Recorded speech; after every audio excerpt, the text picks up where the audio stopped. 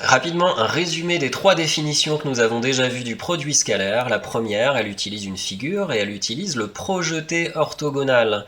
Donc si jamais nous voulons calculer le produit scalaire U par V, donc le bleu et le rouge, on en projette un des deux sur l'autre, ça nous donne un point H, et directement on fait le produit scalaire OA, OH.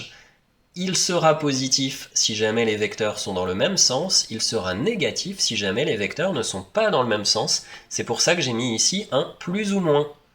Puisque cette méthode utilise une projection, on l'utilisera plutôt dans les cas où nous avons par exemple un triangle rectangle ou un triangle avec un angle droit, ou dans des cas où on peut avoir des médiatrices des hauteurs, ce genre de choses, quand il y a des angles droits quoi. Deuxième définition, on utilise uniquement des normes. Alors bah là, c'est les grosses formules méchantes que soit tu connais par cœur, soit tu sais retrouver. Et dans quel cas on va utiliser ces formules-là? Uniquement, par exemple, dans le cas d'un triangle où on ne connaît que les longueurs, dans lequel nous n'avons pas d'angle, dans lequel nous n'avons pas d'angle droit. Et dernière méthode, à l'aide des normes et d'un angle. Là aussi, j'ai besoin d'une figure.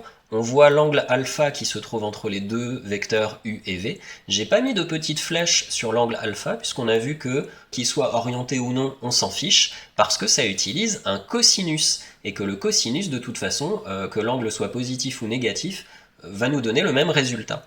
Donc u scalaire v, c'est égal à norme de u multiplié par norme de v multiplié par le cosinus de l'angle alpha qui se trouve entre les deux vecteurs. On utilisera bien entendu cette méthode dans les cas par exemple d'un triangle où on connaît deux longueurs et un angle entre les deux. Voilà, à toi maintenant de mettre en œuvre toutes ces définitions dans les exercices. Peut-être qu'on se reverra dans une autre vidéo pour rajouter encore une ligne à ce résumé. Bon courage pour les exercices!